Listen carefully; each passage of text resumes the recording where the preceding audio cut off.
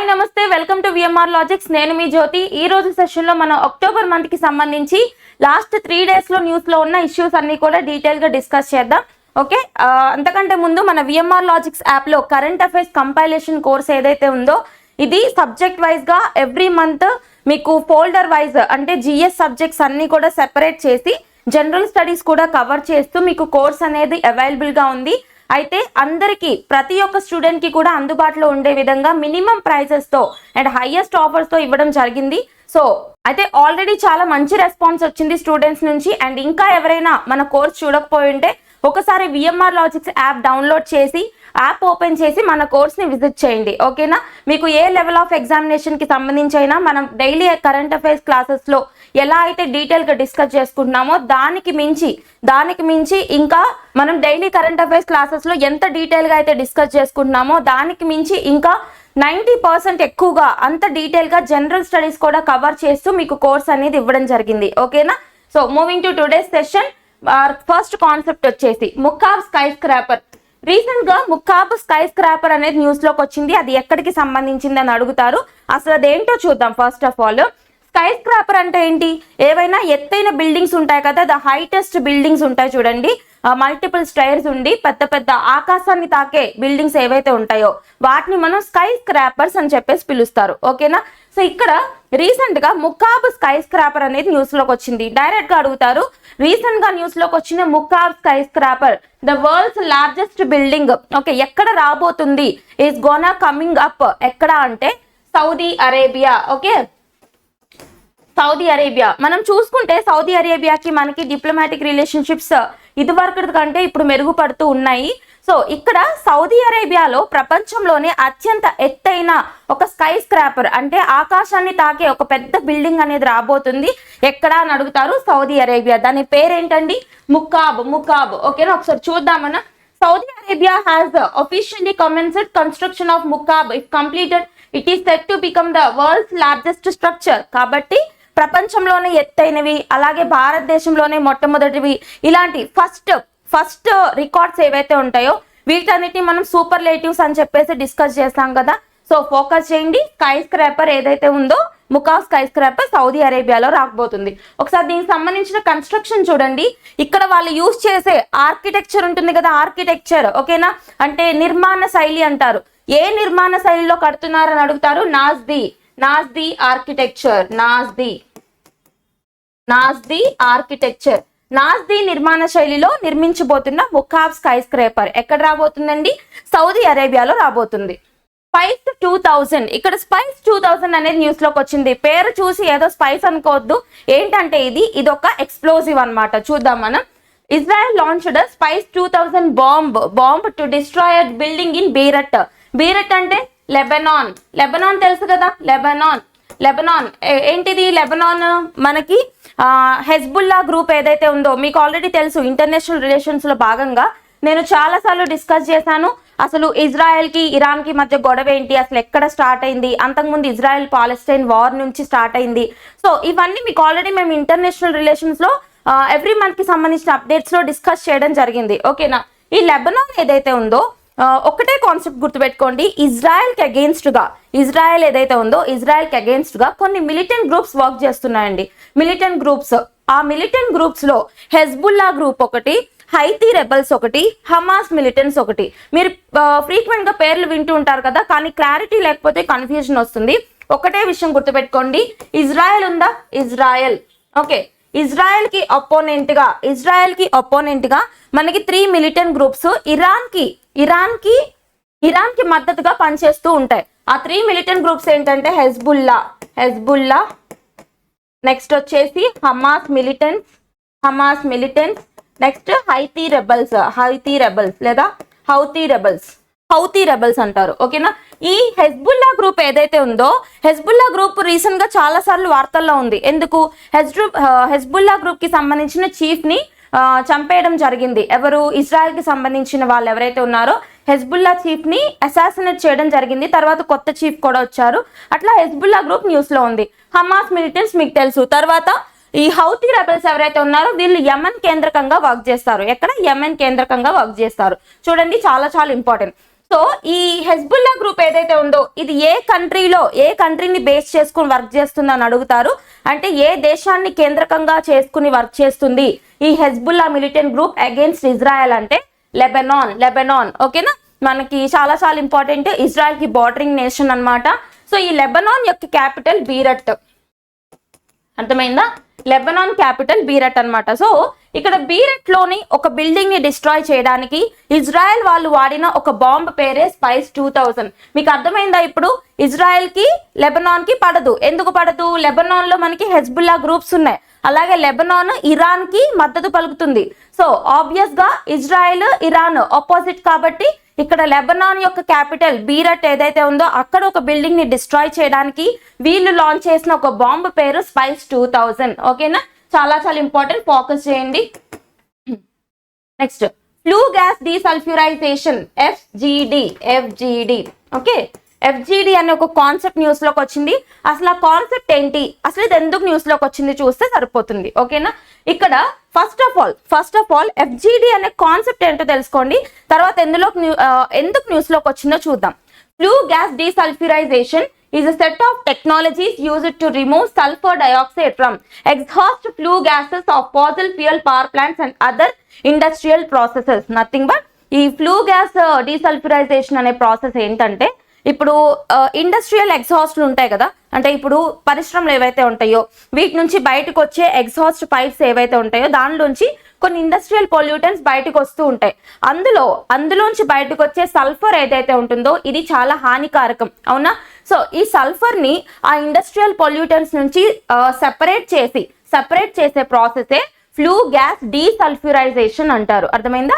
డీసల్ఫ్యూరైజేషన్. Okay, technique అర్థమైంది కదా, process అర్థమైంది కదా. ఇప్పుడు ఈ ప్రాసెస్ న్యూస్ లోకి ఎందుకు వచ్చింది చూద్దాము. Punjab government might face a penalty for its failure to comply with the timely installation of flue gas desulphurization systems in thermal power plants across the state. ఇక్కడ మిమ్మల్ని అడిగే క్వశ్చన్ ఎలా ఉంటుందంటే రీసెంట్ గా ఏ రాష్ట్ర ప్రభుత్వం మీద వాళ్ళ యొక్క రాష్ట్రంలో ఉన్న థర్మల్ పవర్ ప్లాంట్స్ నుంచి వచ్చే వెలువడే సల్ఫర్ ఏదైతే ఉందో దీన్ని సరిగ్గా సెపరేట్ చేయనందున, అంటే ఆ థర్మల్ పవర్ ప్లాంట్స్ లో ఫ్లూ గ్యాస్ డీసల్ఫ్యూరైజేషన్ టెక్నిక్స్ ని సరిగ్గా ఇంప్లిమెంట్ చేయలేకపోవడం వల్ల ఏ రాష్ట్ర ప్రభుత్వం మీద ఫైన్ వేయాల్సి వచ్చింది అని అడుగుతారు. Punjab government. Okay, clear? Punjab government మీద పెనాల్టీ పడే ఛాన్స్ ఉందనేసి చెప్తున్నారు అనమాట. ఓకే, నెక్స్ట్ ఆపరేషన్ ఒపెరా తరహాలో ఇరాన్ పై వైమానిక దాడులకు పాల్పడిన ఇజ్రాయెల్. ఓకే, ఇక్కడ మళ్ళీ మనకి ఇజ్రాయెల్ న్యూస్ లోకి వచ్చింది. మీకు ఆల్రెడీ చెప్పాను, ప్రీవియస్ గా చూసుకుంటే హెజ్బుల్లా చీఫ్ నజరల్లాని ఇజ్రాయెల్ వాళ్ళు అసాసినేట్ చేశారని చెప్పాను. హెజ్బుల్లా మిలిటెంట్ గ్రూప్స్ లెబనాన్ కేంద్రంగా వర్క్ చేస్తారని చెప్పేసి దాని యొక్క చీఫ్ నజరల్లా ఖాన్ ని ఇజ్రాయెల్ వాళ్ళు అసాసినేట్ చేస్తే కొత్త చీఫ్ అపాయింట్ అయ్యారని చెప్పాను నేను. అయితే గుర్తుపెట్టుకోండి, ఇలా హెజ్బుల్లాకి సంబంధించిన చీఫ్ ని చంపేయడం కారణంగా ఇరాన్ వాళ్ళు ఏం చేశారంటే చాలా వరుస పెట్టి బాంబు దాడులు చేశారు. అంటే చాలా మిసైల్స్ ని ఇజ్రాయెల్ మీదకి వదలడం జరిగింది. అయితే దీనికి ప్రతీకారంగా ఇజ్రాయెల్ వాళ్ళు వాళ్ళ హిస్టరీలో ప్రీవియస్ గా వాళ్ళు చేసిన ఆపరేషన్ ఒపెరా గుర్తుపెట్టుకోండి. ఆపరేషన్ ఒపెరా ఏ సంవత్సరం? 1981 1981వ సంవత్సరంలో ఇజ్రాయెల్ వాళ్ళు ఇరాక్ మీద చేశారు. ఎవరి మీద? Israel upon Iraq. గుర్తుపెట్టుకోండి, ఇరాక్ అంటున్నానా ఇరాన్ అంటున్నానా అని చూడండి. 1981లో 1981వ సంవత్సరంలో ఇజ్రాయెల్ వాళ్ళు ఇరాక్ మీద చేసిన మిలిటరీ ఆపరేషన్ ఒపెరా. అదే తరహాలో సేమ్ అదే ప్యాటర్న్ లో మళ్ళీ ఇజ్రాయెల్ వాళ్ళు ఇప్పుడు ఇరాన్ మీద చేయబోతున్నారు ఆపరేషన్ ఒపెరా. ఓకేనా, గుర్తుపెట్టుకోండి. 1981లో చేసింది ఇరాక్ మీద, అదే తరహాలో ఇప్పుడు ఇరాన్ మీద పగ తీర్చుకోబోతున్నారు అనమాట ఆపరేషన్ ఒపెరా తరహాలో. గుర్తుపెట్టుకోండి, చాలా చాలా ఇంపార్టెంట్. ఎందుకంటే హెజ్బుల్లా చీఫ్ ఎవరైతే ఉన్నారో వీళ్ళని హెజ్బుల్లా చీఫ్ నజరల్లా ఖాన్ ని ఇజ్రాయెల్ వాళ్ళు చంపినందుకు గాను ఇజ్రాయెల్ వాళ్ళు ఏం చేశారు? చాలా మిసైల్స్ నియర్లీ 180 మిసైల్స్ ని ఇరాన్ మీద వదిలారు. ఓకేనా, గుర్తుపెట్టుకోండి. ఎందుకు? ఇక్కడ హెజ్బుల్లా చీఫ్ ఎవరైతే ఉన్నారో నజరల్లా ఖాన్ ని ఇజ్రాయెల్ వాళ్ళు అసాసినేట్ చేసినందుకు గాను ఇరాన్ దానికి ప్రతీకారంగా ఏం చేసింది? 180 మిసైల్స్, దగ్గర 180 మిసైల్స్ ని ఒకేసారి ఇజ్రాయెల్ మీద దాడి చేసిందనమాట. ఓకేనా, ఇజ్రాయెల్కి ఐరన్ డోమ్ సిస్టమ్స్, తర్వాత అమెరికా మద్దతు, థాడ్ మిసైల్స్ ఇవన్నీ ఉండబట్టి ఎక్కువగా ప్రాణ నష్టం జరగలేదు, అన్ని మిసైల్స్ ఒకేసారి వచ్చి పడినా గానీ, గుర్తుపెట్టుకోండి. సో అందుకు మళ్ళీ వీళ్ళు ప్రతీకారంగా ఆపరేషన్ ఒపెరాని చేయబోతున్నారు. ఓకే, నెక్స్ట్ అక్టోబర్ 28న భూమి సమీపానికి రానున్న భారీ గ్రహశకలం అంటే ఆస్ట్రాయిడ్. ఓకేనా, ఇక్కడ ఆస్ట్రాయిడ్స్ ఏవైతే ఉంటాయో ఇందులో ఒక ఆస్ట్రాయిడ్ మనకు అక్టోబర్ 28న భూమికి దగ్గరగా రాబోతుందంట. దాని గురించి చూద్దాం. ఓకేనా, 70 అంతస్తుల భవనం అంత ఎత్తున్న భారీ గ్రహశకలం అక్టోబర్ 28న భూమికి సమీపానికి అంటే 3.3 మిలియన్ కిలోమీటర్ల దూరంలోకి రాబోతుంది. ఇది భూమికి చంద్రుడికి మధ్యనున్న దూరానికి 9 రెట్లు అధికం. శాస్త్రవేత్తలు దీనికి ఆస్ట్రాయిడ్ 2020 WG అని పేరు పెట్టారు. ఏంటండి, ఆస్ట్రాయిడ్ 2020 WG. సో డైరెక్ట్ గా అడుగుతారు, రీసెంట్ గా న్యూస్ లోకి వచ్చిన ఆస్ట్రాయిడ్ పేరేంటి అంటే భూమికి దగ్గరగా రాబోతున్న ఆస్ట్రాయిడ్ పేరేంటి అని అడిగే ఛాన్స్ ఉంటుంది. నంబర్ ఆఫ్ ఆస్ట్రాయిడ్స్ నేమ్స్ ఇచ్చే ఛాన్స్ ఉంటుంది. అందులో ఈ ఆస్ట్రాయిడ్ పేరు గుర్తుపెట్టుకోండి. ఓకేనా, నెక్స్ట్ ఉపాధి హామీ పథకంలో 84.8 లక్షల మంది కార్మికుల తొలగింపు. మనకి ఇక్కడ మినిస్ట్రీ ఆఫ్ రూరల్ డెవలప్మెంట్, ఇప్పుడు మీరు ఏ పథకం చూసినప్పటికీ కూడా అది ఏ మంత్రిత్వ శాఖ పరిధిలోకి వస్తుందో చూసుకోవాలి. ఇక్కడ మినిస్ట్రీ ఆఫ్ రూరల్ డెవలప్మెంట్ అంటే గ్రామీణ అభివృద్ధి మంత్రిత్వ శాఖ సంబంధించిన పథకం ఎంఎన్రేగా.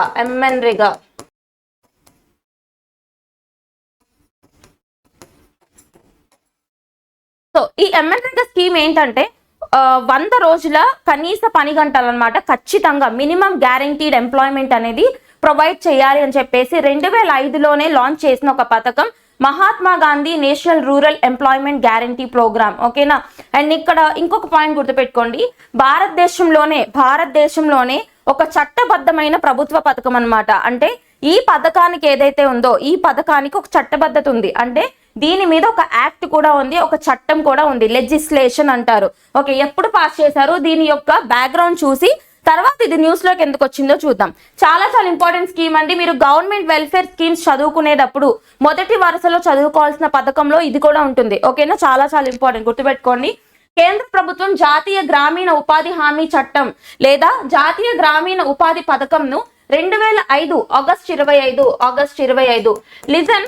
మనం చాలా పథకాలు చూస్తుంటాం కదా, వందల కొద్ది స్కీమ్స్ ఉంటాయి యూనియన్ గవర్నమెంట్ కి సంబంధించి. సో మనం ప్రెసెంట్ ఏ గవర్నమెంట్ అయితే అమల్లో ఉందో ఆ గవర్నమెంట్ కి సంబంధించి ప్రతి పథకం చూసుకోవాల్సిన అవసరం ఖచ్చితంగా ఉంటుంది, వెదర్ స్టేట్ కావచ్చు సెంట్రల్ కావచ్చు. ఓకేనా, అయితే ఒక విషయం గుర్తుపెట్టుకోండి, అన్ని గవర్నమెంట్ స్కీమ్స్ కి మనం డేట్స్ గుర్తుపెట్టుకోవాలా అంటే అన్నిటికీ ఎలా గుర్తుపెట్టుకోలేం. ఎందుకంటే 1, 2, 300, 400 అన్ని స్కీమ్స్ ఉంటాయి మనకి చూస్తే. మళ్ళీ స్టేట్ గవర్నమెంట్ చదవాలి, యూనియన్ గవర్నమెంట్ చదవాలి. కాబట్టి ఒక విషయం గుర్తుపెట్టుకోండి, కొన్ని ఇంపార్టెంట్ స్కీమ్స్ ఉంటాయి, ఆ స్కీమ్స్ ని మాత్రం మనం వదలకుండా చదువుకోవాలి. అలాంటి స్కీమ్స్ ఒక 100 స్కీమ్స్ ఉన్నాయి. ఓకేనా, మీకు ఆ స్కీమ్స్ కి సంబంధించి మొత్తం నేను PDF ఫార్మాట్ లో చేసి మీకు VMR లాజిక్స్ లో అప్లోడ్ చేయడం జరుగుతుంది. ఓకే, ఆ స్కీమ్స్ ని మీరు డౌన్లోడ్ చేసుకుని మన కోర్స్ నుంచి డౌన్లోడ్ చేసుకుని ఖచ్చితంగా ప్రిపేర్ అవ్వండి. మీకు మాక్సిమం ఇంపార్టెంట్ స్కీమ్స్ అన్ని కవర్ అయిపోతాయి. అండ్ ఈ సంవత్సరంలో న్యూస్ లో ఉన్న స్కీమ్స్ అన్ని మీకు కరెంట్ అఫైర్స్ లో కవర్ అయిపోతాయి. ఓకేనా, సో ఇక్కడ కొన్ని స్కీమ్స్ కి మాత్రం డేట్స్ గుర్తుపెట్టుకోండి కంపల్సరీగా. ఇక్కడ ఆగస్ట్ 25, 2005 ఆగస్ట్ 25వ తారీఖున లాంచ్ చేసిన స్కీమ్ అన్నమాట, జాతీయ ఉపాధి హామీ పథకం. Very important. ఇప్పుడు న్యూస్ లోకి ఎందుకు వచ్చింది అంటే ఈ ఉపాధి హామీ పథకానికి సంబంధించి అందులోంచి కొంతమంది కార్మికులను తొలగించేశారు. ఎంతమంది కార్మికుల్ని అందులోంచి తొలగించేశారు అని అడుగుతారు. 84.8 లక్షల మంది కార్మికుల్ని తొలగించేశారంట. సో ఫోకస్ చేయండి, చాలా ఇంపార్టెంట్ స్కీమ్. ఏంటిది? ఖచ్చితంగా 100 రోజుల పని గంటలు కల్పించాలి. ఏ మినిస్ట్రీ కింద? మినిస్ట్రీ ఆఫ్ రూరల్ డెవలప్మెంట్ కింద తీసుకొచ్చిన పథకం. నెక్స్ట్ యువ ఆపద మిత్ర స్కీమ్. ఇక్కడ ఒక స్కీమ్ న్యూస్ లోకి వచ్చింది, యువ ఆపద మిత్ర స్కీమ్ అనేది న్యూస్ లోకి వచ్చింది. ఓకే, ఈ స్కీమ్ యొక్క మెయిన్ ఉద్దేశం ఏంటి అంటే డిజాస్టర్ మేనేజ్మెంట్, అంటే విపత్తు నిర్వహణ ఏదైతే ఉంటుందో ఈ విపత్తు నిర్వహణలో భాగంగా యూత్ ఎవరైతే ఉంటారో లోకల్ కమ్యూనిటీ యూత్ ఉంటారు కదా, వాళ్ళందరినీ భాగస్వామ్యులు చేయడమే ఈ యొక్క యువ ఆపద మిత్ర స్కీమ్ యొక్క ఉద్దేశం అన్నమాట. ఓకే, అయితే ఇప్పుడు ఈ స్కీమ్ ని ఇప్పుడు లాంచ్ చేయడానికి మెయిన్ ఉద్దేశం ఏంటి అంటే మన నేషనల్ డిజాస్టర్ మేనేజ్మెంట్ అథారిటీ ఏదైతే ఉందో ఎన్డీఎంఏ అంటే ఏంటి, జాతీయ విపత్తు నిర్వహణ సంస్థ, NDMA national disaster management authority. ఇది ఫామ్ అయ్యి లేదా దీన్ని ఎస్టాబ్లిష్ చేసి ఇప్పటికి ఎన్ని సంవత్సరాలు కంప్లీట్ అయిందంట, మనకి 20th ఫార్మేషన్ డే అంటే 20 సంవత్సరాలు కంప్లీట్ అయింది. సో 20 సంవత్సరాలు కంప్లీట్ అయిన ఆ యొక్క మెమోయర్ లో భాగంగా యువ ఆపద మిత్ర స్కీమ్ ని యూనియన్ హోమ్ మినిస్ట్రీ వాళ్ళు లాంచ్ చేశారు. ఎవరు? Home ministry. నేను చెప్పాల్సిన అవసరం కూడా లేదు, మీకు కొన్ని మినిస్ట్రీస్ వెంటనే స్ట్రైక్ అవ్వాలి. డిజాస్టర్ మేనేజ్మెంట్ గురించి చూస్తే అంటే విపత్తు నిర్వహణ గురించి చూస్తే ఎక్కడైనా మీకు గుర్తు రావాల్సిన మినిస్ట్రీ ఏంటంటే హోమ్ మినిస్ట్రీ, హోం మంత్రిత్వ శాఖ పరిధిలో ఉంటుందని గుర్తుపెట్టుకోండి. ఓకేనా? సో ఇక్కడ అయితే దీని formation day 20th formation day అన్నారు కాబట్టి నేషనల్ డిజాస్టర్ మేనేజ్మెంట్ అథారిటీ యొక్క ఫార్మేషన్ డేట్ చూడండి, 23rd December 2005. ఓకే, రాబోతున్న December 23rd 2000. సో రాబోతున్న December 23rd దీని యొక్క ఫార్మేషన్ డే మనం సెలబ్రేట్ చేసుకోబోతున్నాం. అందుకు యువ ఆపద మిత్ర పథకాన్ని తీసుకొస్తూ న్యూస్ లోకి వచ్చారు. అండ్ ఇక్కడ మినిస్ట్రీ ఆఫ్ హోమ్ అఫైర్స్ అని చెప్పాను కదా, అలాగే ఈ నేషనల్ డిజాస్టర్ మేనేజ్మెంట్ అథారిటీకి చైర్పర్సన్ గా ఎవరుంటారని అడుగుతారు. ఎప్పుడు కూడా ఎక్స్ ఆఫీషియో ప్రైమ్ మినిస్టర్. ఓకేనా? ప్రధానమంత్రి దీనికి చైర్పర్సన్ గా ఉంటారనమాట. అంటే ప్రెసెంట్ ప్రైమ్ మినిస్టర్ ఎవరున్నారండి? నరేంద్ర మోడీ గారు దీనికి చైర్పర్సన్ గా ఉన్నారు. అయితే మీరు నరేంద్ర మోడీ గారు అని చెప్పకూడదు, ఎక్స్ ఆఫీషియో ప్రైమ్ మినిస్టర్ అని చెప్పాలి. అంటే ఆ పదవిలో ఎవరుంటే వాళ్ళే ఎన్డీఎంఏకి చీఫ్ గా బాధ్యతలు వహిస్తారు. అండ్ డిజాస్టర్ మేనేజ్మెంట్ యాక్ట్ ఏ సంవత్సరంలో వచ్చింది? Disaster management act 2005. Okay, same year. ఓకేనా? Same year. Next, green hydrogen ఉత్పత్తి చేయనున్న విశాఖ షిప్ యార్డ్. ఇక్కడ విశాఖ షిప్ యార్డ్ లేదా విశాఖ షిప్ బిల్డింగ్ కంపెనీ వాళ్ళు న్యూస్ లోకి వచ్చారు. వీళ్ళు ఎందుకు న్యూస్ లోకి వచ్చారు అంటే ఇప్పుడు నార్మల్ గా సముద్రయానంలో భాగంగా అంటే మనం నావీలో భాగంగా యూజ్ చేసే టెక్నాలజీస్ ఏవైతే ఉంటాయో వాటికి కావాల్సిన పరికరాలు ఉంటాయి కదా, ఆ పరికరాలకి సంబంధించి ఆ టెక్నాలజీకి సంబంధించిన పరికరాలకి సంబంధించి బ్యాటరీస్ ఏవైతే ఉంటాయో ఆ బ్యాటరీస్ లో మనం యూజ్ చేయాల్సింది గ్రీన్ హైడ్రోజన్ అని చెప్పేసి, ఆ గ్రీన్ హైడ్రోజన్ కి కావాల్సిన సాంకేతికతను ఎవరు డెవలప్ చేస్తున్నారని అడుగుతారు. ఎవరు? విశాఖ షిప్ బిల్డింగ్ కంపెనీ లేదా విశాఖ షిప్ యార్డ్ వాళ్ళు. సో ఎవరు డెవలప్ చేస్తున్నారు? విశాఖ షిప్ యార్డ్ వాళ్ళు తయారు చేస్తున్నారని గుర్తుపెట్టుకోండి. ఒకసారి చూద్దాం. భారత గ్రీన్ హైడ్రోజన్ మిషన్ లో భాగంగా నేషనల్ గ్రీన్ హైడ్రోజన్ మిషన్ మీకు 2023వ సంవత్సరం 2023వ సంవత్సరంలో తీసుకొచ్చిందే నేషనల్ గ్రీన్ హైడ్రోజన్ మిషన్. మొత్తం ఈ యొక్క పునరుత్పాదక ఇంధన వ్యవస్థల్లో భాగంగా అంటే రెన్యూబుల్ ఎనర్జీ టార్గెట్ ని మనం మీట్ చేయడంలో భాగంగా నంబర్ ఆఫ్ సోర్సెస్ ని మనం ఎంకరేజ్ చేస్తున్నాం. అంటే విండ్ ఎనర్జీ కావచ్చు, సోలార్ ఎనర్జీ, అత్యంత ఎక్కువగా పెట్టుబడులు ఉన్నది సోలార్ ఎనర్జీలో గుర్తుపెట్టుకోండి, అంటే సౌర విద్యుత్ అన్నమాట. తర్వాత గ్రీన్ హైడ్రోజన్ అని చెప్పేసి టైడల్ ఎనర్జీ, అలాగే ఇలా నంబర్ ఆఫ్ సోర్సెస్ ని మనం చూస్తున్నాం. అందులో భాగంగా గ్రీన్ హైడ్రోజన్ ని ఎంకరేజ్ చేయడంలో భాగంగా, హరిత హైడ్రోజన్ ని ఎంకరేజ్ చేయడంలో భాగంగా యూనియన్ గవర్నమెంట్ వాళ్ళు, అది కూడా ministry of new and renewable energy వాళ్ళు 2023వ సంవత్సరంలో 20,000 కోట్ల రూపాయలని తీసుకొచ్చిన ప్రాజెక్టే నేషనల్ గ్రీన్ హైడ్రోజన్ మిషన్. చాలా చాలా ఇంపార్టెంట్. ఎంత? 20,000 కోట్ల రూపాయలు. ఓకేనా? కరెక్ట్ గా చెప్పాలంటే 19,779 కోట్ల రూపాయలతో తీసుకొచ్చిన ప్రాజెక్ట్ అన్నమాట నేషనల్ గ్రీన్ హైడ్రోజన్ మిషన్. దాని యొక్క టార్గెట్స్ చూడండి, చాలా చాలా ఇంపార్టెంట్ మిషన్ అండి. టార్గెట్స్ చూడండి, ఇందులో భాగంగా వాళ్ళు ఏం చేయబోతున్నారు, కనీసం బై 2030 2030 కల్లా టార్గెట్స్ 2030 కల్లా కనీసం 5 మిలియన్ టన్నుల స్వచ్ఛమైన గ్రీన్ హైడ్రోజన్ ని ఉత్పత్తి చేయాలంట దాని యొక్క లక్ష్యం. ఓకేనా? సో ఈ పాయింట్ ని మనం ఇక్కడ లింక్ చేసుకుందాం. భారత గ్రీన్ హైడ్రోజన్ మిషన్ లో భాగంగా భారత ప్రభుత్వ రంగ సంస్థ అయిన Visakhapatnam ship yard green hydrogen ఉత్పత్తి చేసేందుకు ఒక సాంకేతికతను అభివృద్ధి చేసింది. డైరెక్ట్ గా అడుగుతారు. రీసెంట్ గా గ్రీన్ హైడ్రోజన్ ఉత్పత్తికి సంబంధించి ఏ షిప్ యార్డ్ వాళ్ళు ఒక టెక్నాలజీని డెవలప్ చేస్తున్న న్యూస్ లోకి వచ్చారంటే Visakha shipyard. Okay, number of shipyards ఇచ్చేసి ఆప్షన్స్ లో కనిపెట్టమని అడగొచ్చు. నెక్స్ట్, ఉపగ్రహ ప్రయోగాల్లో ఎలక్ట్రికల్ ప్రొపెల్లర్లను ఉపయోగించనున్న ISRO Indian space research organisation. ISRO ఏ సంవత్సరంలో ఫామ్ అయింది? 1969. 1969వ సంవత్సరంలో ఫామ్ అయింది. భారతదేశానికి సంబంధించి ఎన్నో ఘనతలు సాధిస్తున్న స్పేస్ ఏజెన్సీ అన్నమాట. చూద్దాం మనం. ఉపగ్రహ ప్రయోగాలు అంటే శాటిలైట్ ఎక్స్పెరిమెంట్స్. ఉపగ్రహ ప్రయోగాల్లో ఎలక్ట్రికల్ ప్రొపెల్లర్లను ఉపయోగించనున్న ఇస్రో నిర్దేశిత కక్షలోకి ఉపగ్రహాలను ప్రవేశపెట్టడానికి స్వదేశీ పరిజ్ఞానంతో రూపొందించిన ఎలక్ట్రికల్ ప్రొపెల్లర్లను డిసెంబర్లో చేపట్టనున్న టెక్నాలజీ డెమాన్స్ట్రేటర్ శాటిలైట్ TDS-01 ఓకేనా. TDS-01 ఉపగ్రహ ప్రయోగంలో మొట్టమొదటిసారిగా ఇస్రో పరీక్షించనుంది. నథింగ్ బట్ ఇక్కడ కాన్సెప్ట్ నేర్చుకోండి. ఇప్పుడు నార్మల్ గా శాటిలైట్ ఎక్స్పెరిమెంట్స్ చేస్తుంటారు కదా, లేదా శాటిలైట్ లాంచింగ్స్ చేస్తూ ఉంటారు. ఇలా శాటిలైట్ లాంచింగ్స్ కి సంబంధించి వీళ్ళు ఇప్పుడు ఎలక్ట్రికల్ ప్రొపెల్లర్స్ వాడాలి అని చెప్పేసి ఇన్నోవేషన్ తీసుకొస్తున్నారు. అయితే నార్మల్ గా ఈ ఫ్యూయల్ ఆధారంగా ఇప్పుడున్న థ్రస్టర్లను మండించడం వల్ల ఏం జరుగుతుందంటే ఎక్కువ ఫ్యూయల్ అనేది కన్స్యూమ్ చేస్తుంది అనమాట. అర్థమవుతుందా? ఒక శాటిలైట్ ని లాంచ్ చేయడానికి ఇప్పుడున్న ప్రెసెంట్ టెక్నాలజీ ద్వారా థ్రస్టర్లు ఏవైతే ఉంటాయో వాటిని మండించడానికి ఎక్కువ ఫ్యూయల్ అనేది అవసరం అవుతుంది. దానివల్ల శాటిలైట్ యొక్క బరువు కూడా పెరిగిపోతుంది. అర్థమవుతుందా? శాటిలైట్ బరువు పెరిగిపోతే ఎఫిషియన్సీ తగ్గుతుంది కదా ఎంతైనా కానీ. సో ఇప్పుడు వీళ్ళు తీసుకొచ్చిన ఇన్నోవేషన్ ఏంటంటే ఎలక్ట్రికల్ థ్రస్టర్స్ వాడడం వల్ల ఫ్యూయల్ అనేది ఎక్కువగా కన్స్యూమ్ అవ్వదు. ఫర్ ఎగ్జాంపుల్ వీళ్ళు ఇప్పుడున్న టెక్నాలజీ ద్వారా చూసుకుంటే నార్మల్ ఎర్త్ అబ్జర్వేషన్ శాటిలైట్ ని లాంచ్ చేయడానికి కూడా 2 నుంచి 2.5 టన్నుల అధికంగా మనకి ఫ్యూయల్ కావాల్సిన అవసరం ఉంది. కానీ ఇప్పుడు ఎలక్ట్రికల్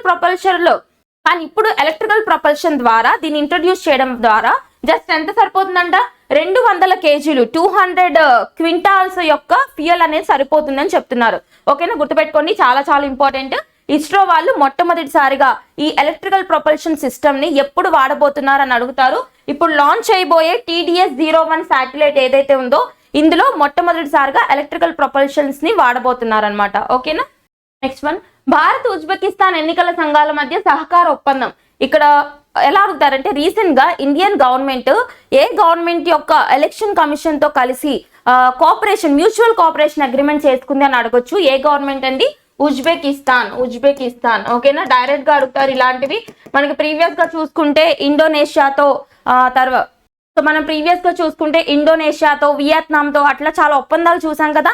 అలాగే ఇప్పుడు రీసెంట్ గా ఉజ్బెకిస్తాన్ తో భారత ప్రభుత్వం చేసుకున్న ఒప్పందం ఏంటంటే ఎలక్షన్స్ కి సంబంధించి కోఆపరేషన్ లో భాగంగా ఏ ప్రభుత్వంతో చేసుకుందండి? ఉజ్బెకిస్తాన్ తో ఒప్పందం కుదుర్చుకుందని చెప్తున్నారు. ఓకేనా. ఇండియాకి సంబంధించి ఎలక్షన్ కమిషన్ యొక్క ఆర్టికల్ ఎంత? ఆర్టికల్ 324. ఓకేనా, కేంద్ర ఎన్నికల సంఘం అని గుర్తుపెట్టుకోండి, 324. ప్రెసెంట్ మనకి రాజీవ్ కుమార్ గారు చీఫ్ గా ఉన్నారని చూడండి, సరిపోతుంది. ఉజ్బెకిస్తాన్ యొక్క క్యాపిటల్ ఏంటంటే టాష్కెంట్. చాలా చాలా ఇంపార్టెంట్. టాష్కెంట్ కి మనకు ఒక చరిత్ర ఉంది. అంటే నథింగ్ బట్ మన యొక్క former prime minister Lal Bahadur Shastri garu, okay, October 2 కదా ఆయన జయంతి. లాల్ బహదూర్ శాస్త్రి గారు మరణించిన ప్రదేశం అనమాట టాష్కెంట్. ఇప్పటికి కూడా ఆయన మరణం అనేది సస్పిషియస్ గానే ఉంది. అప్పుడు అక్కడ పాకిస్తాన్ తో మీటింగ్ టాష్కెంట్ లో ఏర్పాటు చేశారు. ఆ మీటింగ్ జరిగిన తర్వాత ఆయన మరణించి ఆయన లోపల నుంచి రావడం జరిగింది. అర్థమైందా? సో ఆ మీటింగ్ హాల్లోనే ఆయన మరణించడం జరిగింది. ఎలా మరణించారనేది ఇప్పటికి కూడా తెలీదు. హార్ట్ స్ట్రోక్ అని మాత్రం చెప్తున్నారనమాట. ఓకేనా, Tashkent very very important. Next, Spanish president official visit to India marks first visit since 18 years. ఇప్పుడు మనకి స్పానిష్ కి సంబంధించి అంటే స్పెయిన్ కి సంబంధించిన ప్రెసిడెంట్ ఇండియా రాబోతున్నారు. 18 years తర్వాత స్పెయిన్ కి సంబంధించిన ప్రెసిడెంట్ ఇదే మొట్టమొదటిసారంట ఇండియాకి రావడం. చూద్దాం. Pedro Sanchez, the president of Spain Pedro Sanchez 3-day visit from October 27 to 29 reflects the strengthening ties between India and Spain, okay, which have maintained diplomatic relations since 1956. ఇలానే వస్తాయి questions మీకు. ఇప్పుడు ఫర్ ఎగ్జాంపుల్ స్పెయిన్ కి సంబంధించిన అధ్యక్షుడు ఇండియాకి వచ్చారు. ఇప్పుడు వచ్చారంటే వాళ్ళకి మనకి సంబంధించి డిప్లొమసీ అనేది న్యూస్ లో ఉంది. సో వాళ్ళకి మనకి సంబంధించి దౌత్యపరమైన సంబంధాలు ఎప్పటి నుంచి స్టార్ట్ అయ్యాయి ఇలా అడుగుతారు క్వశ్చన్స్. ఓకేనా, ఇండియాకి స్పెయిన్ కి దౌత్యపరమైన సంబంధాలు డిప్లొమాటిక్ రిలేషన్షిప్స్ ఎప్పటి నుంచి స్టార్ట్ అయ్యాయి? 1956 1956 నుంచి స్టార్ట్ అయ్యాయి. 18 సంవత్సరాల తర్వాత స్పెయిన్ కి సంబంధించిన అధ్యక్షులు ఇండియా రావడం ఇదే మొదటిసారంట. ప్రెసెంట్ ఇక్కడ ప్రెసిడెంట్ ఎవరున్నారు? పెడ్రో సాంచెజ్ గారు ఉన్నారు. కాబట్టి అక్టోబర్లో 27th 29th అన్నారు. కాబట్టి అప్పుడు ఈయన విజిట్ చేసినప్పుడు వీళ్ళు చేసుకున్న కీలక ఒప్పందాలు ఏవైతే ఉంటాయో అవి మనం డిస్కస్ చేద్దాం. ఆల్రెడీ మనం స్పెయిన్ నుంచి రక్షణ రంగంలో దిగుమతుల్లో భాగంగా డిఫెన్స్ అక్విజిషన్స్ లో భాగంగా C295 ఎయిర్ క్రాఫ్ట్స్ ని మనం మిరాజ్ 2000 ఎయిర్ క్రాఫ్ట్స్ ఇవన్నీ కూడా మనం స్పెయిన్ నుంచే తీసుకుంటున్నాము. ఓకేనా, ఫోకస్ చేయండి, సరిపోతుంది. Next, Naim Qassem chosen as new chief of Hezbollah. మీకు ఆల్రెడీ చెప్పాను కదా, నజ్రల్లా ఖాన్ హెజ్బుల్లా లెబనాన్ కి సంబంధించి ఇదే క్లాస్ లో 3 సార్లు న్యూస్ లోకి వచ్చింది. చాలా చాలా ఇంపార్టెంట్. ఓకేనా, ఈ యొక్క హెజ్బుల్లాకి సంబంధించి నజరుల్లా ఖాన్ ఎవరైతే ఉన్నారో చీఫ్, ఆయన్ని ఇజ్రాయెల్కి సంబంధించిన సేన అసాసినేట్ చేయడంలో భాగంగా ఇప్పుడు హెజ్బుల్లాకి కొత్త చీఫ్ కావాలి కదా, అవునా? మిలిటెంట్ గ్రూప్ లెబనాన్ వేదికగా ఉంది. సో ఇప్పుడు దీనికి సంబంధించి కొత్త చీఫ్ గా ఎవరిని అపాయింట్ చేశారంటే Naim Qassem. Just persons in news కింద గుర్తుపెట్టుకోండి, సరిపోతుంది. Naim Qassem. Next, Afghan women are forbidden from speaking publicly. So మనం చూసుకుంటే ప్రీవియస్ గా ఎప్పటి నుంచి అయితే ఆఫ్ఘనిస్తాన్ లో తాలిబాన్ రూలింగ్ వచ్చిందో, ఓకేనా, మనం ఆఫ్ఘనిస్తాన్ లో ఇండియన్ గవర్నమెంట్ చేసిన ఆపరేషన్ కూడా గుర్తుపెట్టుకోండి, ఆపరేషన్ దేవి శక్తి. ఓకే, మిలిటరీ ఆపరేషన్స్ గురించి అడుగుతారండి, చాలా చాలా ఇంపార్టెంట్. ఆపరేషన్ దేవి శక్తి దేనికి సంబంధించింది అంటే ఆఫ్ఘనిస్తాన్ నుంచి ఎప్పుడైతే ఆఫ్ఘనిస్తాన్ లో తాలిబాన్ రూలింగ్ వచ్చి అక్కడ క్రైసిస్ ఏర్పడిందో అప్పుడు అక్కడ నుంచి ఇండియన్స్ ని రెస్క్యూ చేయడానికి భారత ప్రభుత్వం తీసుకొచ్చిన ఆపరేషన్ దేవి శక్తి అన్నమాట. అయితే తాలిబాన్ రూలింగ్ వచ్చినప్పటి నుంచి కూడా అక్కడ విమెన్ మీద ఎన్నో రెస్ట్రిక్షన్స్ పెరిగిపోతున్నాయి. అంటే బయట తిరగకూడదు, ఒకవేళ వెళ్తే ఫుల్ కవరింగ్ వేసుకుని వెళ్ళాలి, జస్ట్ హస్బెండ్ తో మాత్రమే బయటికి వెళ్ళాలి, ఓకేనా, హయ్యర్ స్టడీస్ చదువుకోకూడదు, న్యూస్ రీడర్స్ గా పనిచేయకూడదు, ఇట్లా ఎన్నో రెస్ట్రిక్షన్స్ అనేవి విమెన్ మీద మనం చూస్తున్నాం కదా. సో ఇప్పుడు మళ్ళీ కొత్తగా వచ్చిన రెస్ట్రిక్షన్ ఏంటి అంటే పబ్లిక్ లో వాళ్ళ వాయిస్ ని కూడా రైజ్ చేయకూడదు అని చెప్పేసి ఒక కొత్త రకమైన రెస్ట్రిక్షన్ ని తీసుకొచ్చారు ఆఫ్ఘన్ కి సంబంధించిన తాలిబాన్ గవర్నమెంట్. గుర్తుపెట్టుకోండి, చాలా చాలా ఇంపార్టెంట్. వాళ్ళు ఇక్కడ చెప్పేది ఏంటి అంటే ఇస్లాం రూల్ ని అమలు పరుస్తున్నామేమో, అందులో ఉంది ఇట్లా విమెన్ ఎవరైతే ఉన్నారో వాళ్ళ వాయిస్ నలుగురిలో పెంచకూడదు అని చెప్పేసి ఉంది ఇస్లాం రూల్ అని చెప్తున్నారు. ఒకసారి చూద్దాం మనం. Public speaking ban, women are forbidden from. చూడండి, ఈ పాయింట్ చాలా చాలా ఇంపార్టెంట్. మీకు ఈ పాయింట్ ఏదైతే ఉందో ఆబ్జెక్టివ్ లో అడిగినా అడగకపోయినా మీకు డిస్క్రిప్టివ్ లో యూజ్ అవుతుంది. ఒకసారి చూడండి. Women are forbidden from raising their voices in public which includes singing, reciting poetry or even speaking aloud, cannot perform takbir, an Islamic prayer allowed as part of women's voice is considered aura. ఓకేనా, women's voice ని ఆరాగా వాళ్ళు treat చేస్తారంట. అంటే not to be heard publicly, public గా వినకూడదు అని చెప్పేసి ఒక రెస్ట్రిక్షన్ ఉంది.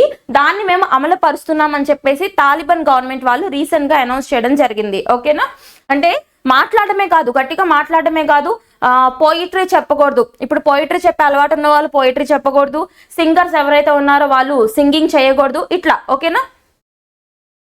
Next, Saudi Arabia futuristic mega city project NEOM. Saudi అరేబియాకి సంబంధించి నియోమ్ ప్రాజెక్ట్ న్యూస్ లోకి వచ్చింది, ఏంటో చూద్దాం.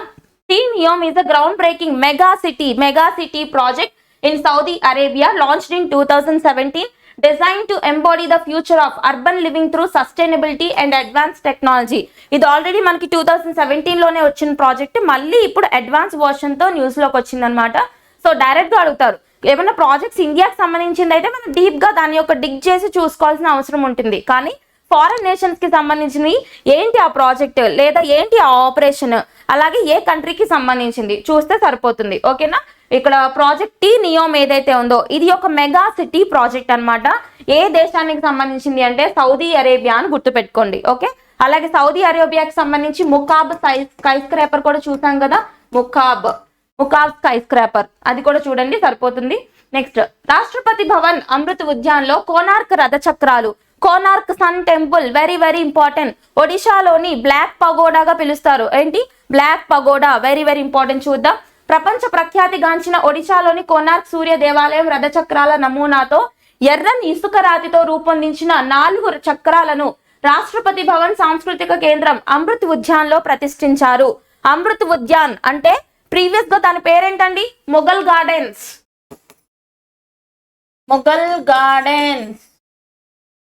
ఓకే, చాలా చాలా ఇంపార్టెంట్. ప్రీవియస్ గా చూసుకుంటే మొఘల్ గార్డెన్స్ ఏదైతే ఉందో దానికి ప్రెసెంట్ నేమ్ ఏంటంటే అమృత్ ఉద్యాన్ అన్నమాట. ఈ అమృత్ ఉద్యాన్ లో కోనార్క్ రథ చక్రాలకి సంబంధించి ప్రతిష్ఠించడం జరిగింది. సో ఈ అమృత్ ఉద్యాన్ లో కోనార్క్ రథ చక్రాలకు సంబంధించిన నమూనా ఎర్రని ఇసుక రాతితో చేసి ప్రతిష్ఠించడం జరిగిందంట. చూడండి, చాలా చాలా ఇంపార్టెంట్. మనకి కొలోనియల్ ఎరాని తీసేయడంలో భాగంగా ఇప్పుడు ప్రతి దానికి కూడా పేర్లు మార్పు అంశాలు మనం న్యూస్ లో చూస్తున్నాం కదా. అందులో భాగంగానే ఈ ప్రెసిడెంట్ భవన్ కి సంబంధించి మొఘల్ గార్డెన్స్ ఏదైతే ఉందో దానికి కొత్తగా పెట్టిన పేరు అమృత్ ఉద్యాన్. ఓకే, అక్కడ వీటిని ప్రతిష్ఠించారంట. అయితే ఈ కోనార్క్ రథ చక్రాలకు సంబంధించి అసలు ఆ కోనార్క్ సూర్య దేవాలయానికి సంబంధించి చిన్న బ్యాక్గ్రౌండ్ చూడండి, సరిపోతుంది. ఈ సూర్య దేవాలయాన్ని క్రీసా 1236 నుంచి 1264 సంవత్సరం మధ్య కాలంలో గంగా వంశానికి చెందినటువంటి గజపతి లాంగుల నరసింహదేవ వన్ అనే రాజు కట్టించినట్లు తెలుస్తుంది. గంగా డైనాస్టీకి సంబంధించిన నరసింహదేవ వన్ కట్టించారనమాట. ఓకే, అలాగే ఇక్కడ కోనార్క్ సూర్య దేవాలయానికి సంబంధించి ఒక పాయింట్ చూడండి. దీన్ని బ్లాక్ పగోడా అని పిలుస్తారు. Black pagoda. Okay, black pagoda అని భారతదేశంలో ఏ టెంపుల్ ని పిలుస్తారు, ఏ దేవాలయాన్ని పిలుస్తారంటే కోనార్క్ సూర్య దేవాలయం. మరి వైట్ పగోడా అంటే వైట్ పగోడా అంటే మనకి పూరి సేమ్ ఒడిశాలోనే ఉంది. పూరి జగన్నాథ స్వామి దేవాలయం ఉంది కదా, మనం రీసెంట్ గా పూరి జగన్నాథునికి సంబంధించి రత్న భాండాగారం అది ఓపెన్ చేయడానికి దాని మీద వేసిన కమిటీకి సంబంధించి అన్ని చదువుకున్నాం, ఆల్రెడీ డిస్కస్ చేసాం. అవునా, చూడండి పూరి జగన్నాథుని టెంపుల్ ఏదైతే ఉందో దీన్ని వైట్ పగోడా అంటారు. కోనార్క్ సూర్య దేవాలయాన్ని బ్లాక్ పగోడా అంటారు. రెండు ఏ రాష్ట్రంలో ఉన్నాయండి? రెండు కూడా ఒడిశా రాష్ట్రంలోనే ఉన్నాయని గుర్తుపెట్టుకోండి. అలాగే ఈ కోనార్క్ సూర్య దేవాలయానికి సంబంధించి రథచక్రం ఉంది కదా, దీనికి ఇంకొక బ్యాక్గ్రౌండ్ ఇన్ఫర్మేషన్ ఉంది. ఏంటంటే అది ప్రీవియస్ గా చూసుకుంటే ఇంటర్పోల్ సమావేశాలకి, ఇండియాలో జరిగిన ఇంటర్పోల్ సమావేశాలకి వాళ్ళు పెట్టుకున్న థీమ్ లో వాళ్ళు పెట్టుకున్న లోగోలో వాళ్ళు ఇన్స్టాల్ చేసిన ఇమేజ్ ఏంటంటే ఈ కోనార్క్ రథచక్రం. ఓకే, నెక్స్ట్ మిషన్ గగన్యాన్ 2026లోనే మనకు తెలుసు ఇండియాకి సంబంధించి మొట్టమొదటి human space flight mission Gaganyaan. ఇందులో భాగంగా మొట్టమొదటిసారిగా 4 ఆస్ట్రోనాట్స్ ని మనం స్పేస్ కి పంపించబోతున్నాం. అవునా, అది యాక్చువల్లీ 2025లో చెయ్యాలి అని అనుకున్నారు కదా 2025లో, కానీ ఫర్ సమ్ పాసిబుల్ రీజన్స్ వీళ్ళు 2026లో జరపాలని చెప్పేసి ఇస్రో వాళ్ళు అనౌన్స్ చేశారు. జస్ట్ చూడండి సరిపోతుంది. సో ఇలానే అనౌన్స్ చేసింది ఎవరు? ఇస్రో చైర్మన్ సోమనాథ్ గారు అనౌన్స్ చేయడం జరిగింది. ఒకవేళ ఇది సక్సెస్ఫుల్ గా ఈ మిషన్ కంప్లీట్ అయితే ఇండియా అందులో ఈ ఘనత సాధించిన దేశాల్లో ఎన్నో స్థానంలో ఉంటుందో చూడండి. ఈ మిషన్ విజయవంతమైతే అమెరికా, చైనా, సోవియట్ యూనియన్ తర్వాత ఈ ఘనత సాధించిన 4వ దేశంగా భారత్ అవతరించనుంది, 4th కంట్రీ. ఇలాంటి స్టేట్మెంట్స్ అడుగుతారు, ఫోకస్ చేయండి. ఓకేనా, చాలా చాలా ఇంపార్టెంట్. నెక్స్ట్, తైవాన్ ను సమీపిస్తున్న సూపర్ టైఫూన్ కాంగ్రే. ఇక్కడ ఒక టైఫూన్ మీకు తెలుసు, ఈ స్టార్మ్స్ ఏవైతే ఉంటాయో, తుఫాన్లు ఏవైతే ఉంటాయో ఇవి సంభవించే ప్రాంతాల ఆధారంగా వీటికి మనం డిఫరెంట్ నేమ్స్ ఇస్తూ ఉంటాం. టైఫూన్స్ అని, సైక్లోన్స్ అని, హరికేన్స్ అని, టైఫూన్స్ అని, ఇట్లా టార్నడోస్ అని చెప్పేసి. ఓకేనా, ఇక్కడ ఒక టైఫూన్ అనేది న్యూస్ లోకి వచ్చింది. ఆ టైఫూన్ పేరేంటంటే కాంగ్రే టైఫూన్ ఇటీవల న్యూస్ లోకి వచ్చింది. ఇది ఎక్కువగా ఏ ప్రాంతాలని అతలాకుతలం చేస్తుంది, లేదా ఏ ప్రాంతాలని ఎక్కువగా ఎఫెక్ట్ చేసింది అని అడుగుతారు. తైవాన్. ఓకేనా, డైరెక్ట్ గా అడుగుతారు మనకి సైక్లోన్స్ కి సంబంధించి, టైఫూన్స్ కి సంబంధించి ఏ ప్రాంతాల్లో ఎక్కువగా ఇది నష్టం చేకూరుస్తుంది అని అడుగుతారు. ఓకేనా, మనకి ప్రీవియస్ గా చూసుకుంటే సైక్లోన్ యాగి అని చెప్పి చూసారు కదా. యాగి ఎక్కడెక్కడ మనకి హాంకాంగ్, చైనా ఈ ప్రాంతాల్లో యాగి చూసాం మనం. అవునా, తర్వాత ట్రామీ వచ్చేసి ఫిలిప్పైన్స్ లో చూసాం. ట్రామీ గుర్తుందా, ఆల్రెడీ డిస్కస్ చేసాం. ఇక్కడ న్యూస్ లోకి వచ్చింది కాంగ్రే వచ్చేసి తైవాన్ కి సంబంధించింది అనమాట. ఓకే, ఇది చూడండి, పేర్లు చూడండి సరిపోతుంది. అలాగే ఏ పేర్లు బట్టి అంటే ఏ ప్రాంతాల్లో అవి సంభవిస్తున్నాయో దాన్ని బట్టి వాటికి ఇచ్చే పేర్లు చూసుకోండి, సరిపోతుంది. Okay, coming to our next article. 9th Ayurveda day and Dhanvantari Jayanti at the rate of October 29, 2024. మీకు ఆయుర్వేద డే ఏ రోజున సెలబ్రేట్ చేసుకుంటారు అని అడుగుతారు. October 29th సెలబ్రేట్ చేస్తారని గుర్తుపెట్టుకోండి. దాన్ని ఇంకో పేరుతో ఎలా పిలుస్తారు? ధన్వంతరి డేగా పిలుస్తారు. దంతెరాస్ అంటారు, విన్నారు మీరు? దంతెరాస్ అన్న, ఆయుర్వేద డే అన్న, లేదా ధన్వంతరి జయంతి అన్న ఒకటే రోజు, October 29th. చూద్దాం మనం ఈ సంవత్సరం మనం సెలబ్రేట్ చేసుకునే ధన్వంతరి డే ఏదైతే ఉందో ఇది ఎన్నవ edition? 9th edition. Ayurveda Day is celebrated annually in India on Dhanvantari Jayanti, also known as Dhanteras. This year 9th Ayurveda Day is on October 29th with the theme చాలా చాలా important కదా days కి సంబంధించి. Ayurveda innovation for global health. ఓకేనా, Ayurveda innovation for global health అనే ఇతివృత్తం అనే theme తో ఈ సంవత్సరం మన ఆయుర్వేద డేని సెలబ్రేట్ చేస్తున్నాం. అయితే ఇది ఎప్పటి నుంచి సెలబ్రేట్ చేస్తున్నారు? మినిస్ట్రీ ఆఫ్ ఆయుష్ అని గుర్తుపెట్టుకోండి. ఆయుష్ మంత్రిత్వ శాఖ 2014 కంటే ముందు మినిస్ట్రీ ఆఫ్ ఆయుష్ అనేది లేదు, ఆ తర్వాత వచ్చిందనమాట. ఈ యొక్క ఎన్డీఏ అలయన్స్ గవర్నమెంట్ ఎప్పుడైతే ఫామ్ అయిందో అప్పటి నుంచి ఇండియాకి సంబంధించిన ట్రెడిషనల్ మెడిసిన్ కి ఇంపార్టెన్స్ పెరుగుతుంది. అవునా, ట్రెడిషనల్ మెడిసిన్ అంటే సాంప్రదాయక వైద్యాలకి ఇంపార్టెన్స్ పెరుగుతుంది. అంటే ఏమేమి వస్తాయి? ఆయుర్వేద, యునాని, ఏమేమి వస్తాయి? ఆయుర్వేద, యోగా, యునాని, సిద్ధ, హోమియో, ఇవన్నీ కూడా మినిస్ట్రీ ఆఫ్ ఆయుష్ కింద ఇండియాకి సంబంధించిన ట్రెడిషనల్ మెడిసిన్స్ అన్నమాట. ఓకే, వీళ్ళు ఈ డేట్ ని సెలబ్రేట్ చేస్తున్నారు. ఎప్పటి నుంచి? 2016. Since 2016 Ayurveda day has been celebrated to promote Ayurveda. ఓకేనా, వెరీ వెరీ ఇంపార్టెంట్, ఫోకస్ చేయండి. అండ్ ఇండియాకి సంబంధించి అలాగే మొత్తం international institute of traditional medicine ఏదైతే ఉందో ఇది ఎక్కడ పెట్టాలని అనుకుంటున్నారు? గుజరాత్. ఓకేనా, very very important. And Ayurveda text కూడా చూసుకోండి ఒకసారి పేర్లు. చరక సంహిత, సుశ్రుత సంహిత, అష్టాంగ హృదయం వర్ ఫౌండేషనల్ టెక్స్ట్ ఆఫ్ ఆయుర్వేద. ఓకేనా, మనకి ఫాదర్ ఆఫ్ సర్జరీ అని చెప్పేసి సుశ్రుత మునిని ఇలా ట్రీట్ చేస్తుంటాం కదా, చరకుడు అని చెప్పేసి. సో ఇవన్నీ కూడా లింక్ చేసుకుని చదువుకోవాలన్నమాట. 9th ఆయుర్వేద డే ఏంటో చూడండి, 2016 నుంచి సెలబ్రేట్ చేస్తారు. అలాగే international institute of traditional medicine కి సంబంధించి హెడ్ క్వార్టర్స్ కూడా చూసుకోండి. ఓకేనా. నెక్స్ట్ C-295 సైనిక రవాణా విమానాల ఉత్పత్తి కర్మాగారం ప్రారంభం. మీకు ఆల్రెడీ చెప్పాను నేను ఇందాక, స్పెయిన్ కి సంబంధించి పెడ్రో సాంకేజ్ ఇండియా విజిట్ చేయబోతున్నారు అనేసి చెప్పాను. ఆఫ్టర్ 18 years విజిట్ చేయబోతున్నారని చెప్పేసి. సో మనం అక్కడే ఒక పాయింట్ డిస్కస్ చేసాం. మనం ఆల్రెడీ డిఫెన్స్ ఎక్విజిషన్ లో భాగంగా C-295 రవాణా విమానాలు ఏవైతే ఉంటాయో, ఎయిర్ క్రాఫ్ట్స్ ఏవైతే ఉంటాయో వీటిని మనం స్పెయిన్ నుంచి ఉత్పత్తి చేసుకుంటున్నాం అని చెప్పాం. అయితే ఈ C-295 ఇండియాలోనే మ్యానుఫ్యాక్చర్ చేసే విధంగా స్పెయిన్ కోఆపరేషన్ తో ఇండియాలో ఒక ఉత్పత్తి కర్మాగారం, ఒక మ్యానుఫ్యాక్చరింగ్ ఫ్యాక్టరీని కట్టబోతున్నారు. ఒకసారి దానికి సంబంధించి చూద్దాం. గుజరాత్ లో ఎక్కడ? గుజరాత్ లోని వడోదరాలో C-295 సైనిక రవాణా విమానాల ట్రాన్స్పోర్ట్ ఎయిర్ క్రాఫ్ట్ ఉత్పత్తి కర్మాగారాన్ని భారత ప్రధాని నరేంద్ర మోడీ స్పెయిన్ ప్రధాని పెడ్రో సాంకేజ్ తో కలిసి ప్రారంభించారు. మనం ఆల్రెడీ డిస్కస్ చేసాం కదా, 27th 29th వరకు 2 days ఆయన విజిట్ చేస్తున్నారని చెప్పేసి. సో దానికి సంబంధించి కీలకమైన మైల్ స్టోన్ అనమాట. ఫోకస్ చేయండి. లొకేషన్ ఎక్కడ అని అడుగుతారు. ఎక్కడ? వడోదర అంటే గుజరాత్. ఓకే, నెక్స్ట్ షెడ్యూల్ కులాల వర్గీకరణకు ఆమోదం తెలిపిన కర్ణాటక కేబినెట్. మనకు ఆల్రెడీ తెలుసు ఈ యొక్క షెడ్యూల్ కాస్ట్ కి సంబంధించిన క్లాసిఫికేషన్ కి సంబంధించి యూనియన్ గవర్నమెంట్ ఒక కమిటీ వేసింది. ఆ కమిటీకి ప్రీవియస్ గా చూస్తే Rajiv Gauba, former cabinet secretary Rajiv Gauba garu అధ్యక్ష బాధ్యతలు వహించేవాళ్ళు. అవునా? సో ఆ కమిటీ గురించి మనం ఆల్రెడీ డిస్కస్ చేసాం. ఈ కమిటీ ఇచ్చిన రికమెండేషన్ల మేరకు షెడ్యూల్ కులాల వర్గీకరణ చెయ్యొచ్చు అని చెప్పి సుప్రీంకోర్టు కూడా ఆదేశాలు ఇచ్చింది కదా. ఇదే భాషలో అంటే ఇదే రూట్ లో ఇప్పుడు రీసెంట్ గా కర్ణాటక కేబినెట్ కూడా షెడ్యూల్ కులాల వర్గీకరణకు ఆమోదం తెలిపిందంట. సో డైరెక్ట్ గా అడుగుతారు, రీసెంట్ గా ఏ రాష్ట్ర ప్రభుత్వం షెడ్యూల్ కులాల వర్గీకరణకు ఆమోదం తెలిపింది అంటే కర్ణాటక రాష్ట్ర ప్రభుత్వం అని గుర్తుపెట్టుకోండి. చాలా చాలా ఇంపార్టెంట్. ఓకేనా. అండ్ షెడ్యూల్ కాస్ట్ క్లాసిఫికేషన్ సంబంధించి కమిటీ ఎవరు? రాజీవ్ గౌబా అధ్యక్షతను వేయడం జరిగింది. రాజీవ్ గౌబా ఎవరు?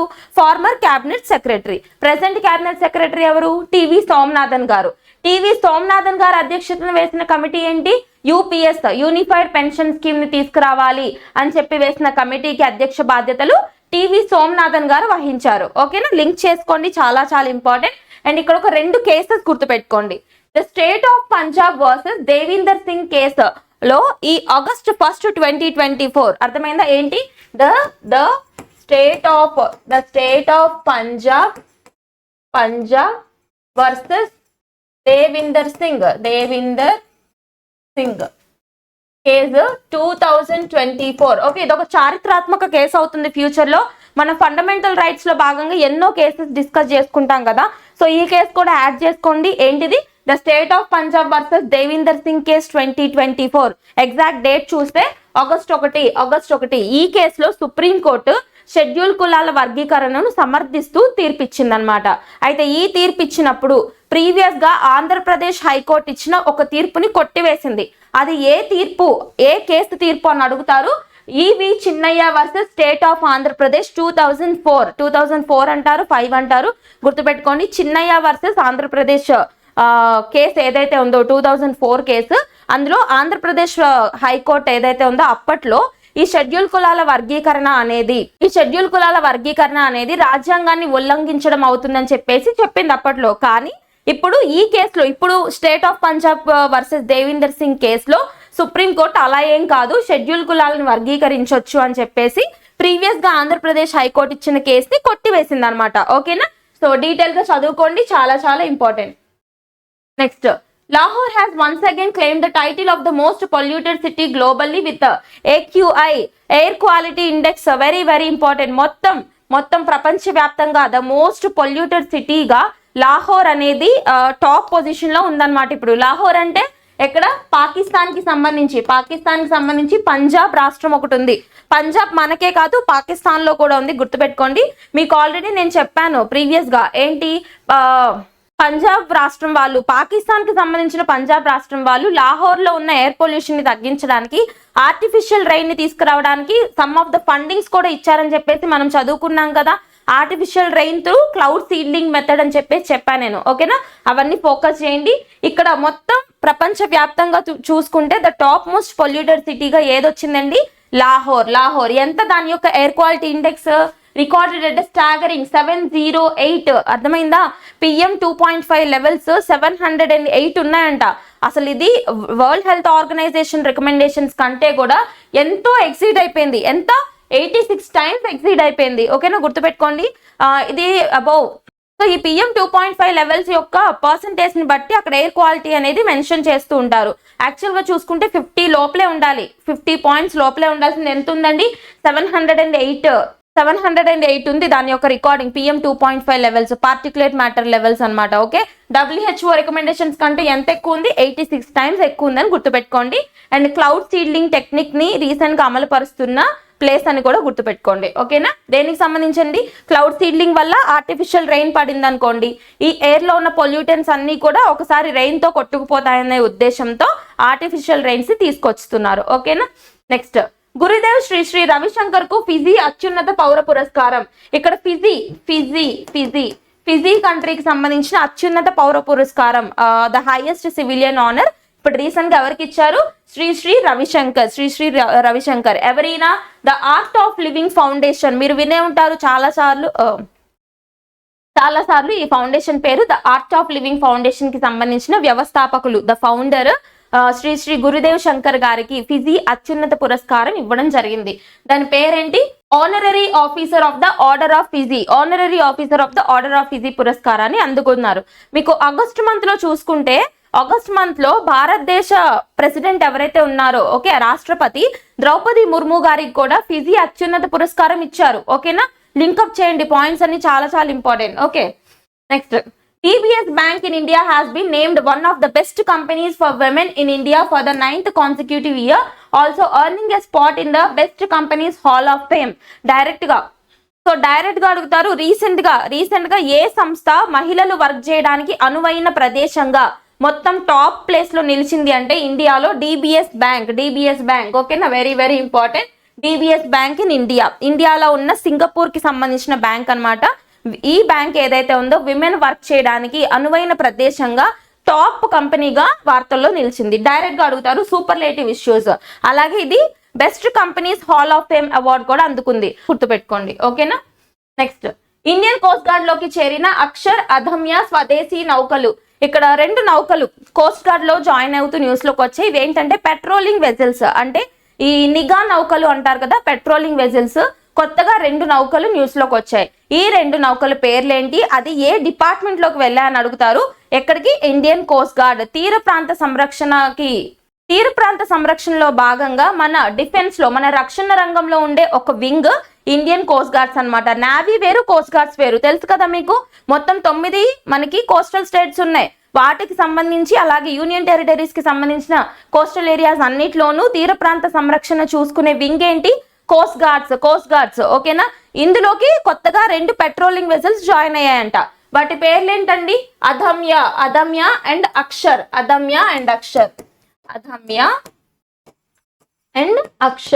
అక్షర్ చూసుకోవాలి, చాలా చాలా ఇంపార్టెంట్. డిఫెన్స్ లో భాగంగా మనం ఆల్రెడీ రీసెంట్ గా చూసుకుంటే ఈ యొక్క న్యూక్లియర్ సబ్మెరైన్స్ కూడా చూసాం, అవునా. న్యూక్లియర్ సబ్మెరైన్స్ అరిహంట్, అరిఘాట్, అరిదమన్ అని చెప్పేసి, తర్వాత 4th కూడా న్యూస్ లోకి వచ్చింది కదా. సో ఇవన్నీ కూడా చూడండి, very very important. And also అలాగే న్యూక్లియర్ సబ్మెరైన్స్ కాకుండా ఇండియా డిఫెన్స్ కి సంబంధించి, అందులోనూ ఇండియన్ నేవీలో మొత్తం 17 డీజిల్ ఆధారిత సబ్మెరైన్స్ కూడా ఉన్నాయి. అందులో మనకి కల్వరీ క్లాస్ కి సంబంధించి 6వ సబ్మెరైన్ INS వాక్షీర్ కూడా న్యూస్ లో ఉంది, ఓకేనా. అన్ని ఫోకస్ చేయండి.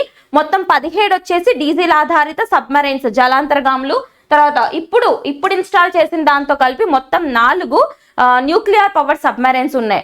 ఆ 4ట్లో మూడవది అరిదమన్ ఇంకా నావీలో ప్రవేశపెట్టలేదు. సో మొత్తం ఇప్పుడు నావీలో ప్రవేశపెట్టిన న్యూక్లియర్ సబ్మెరైన్స్ 3. ఓకే, గుర్తుపెట్టుకోండి.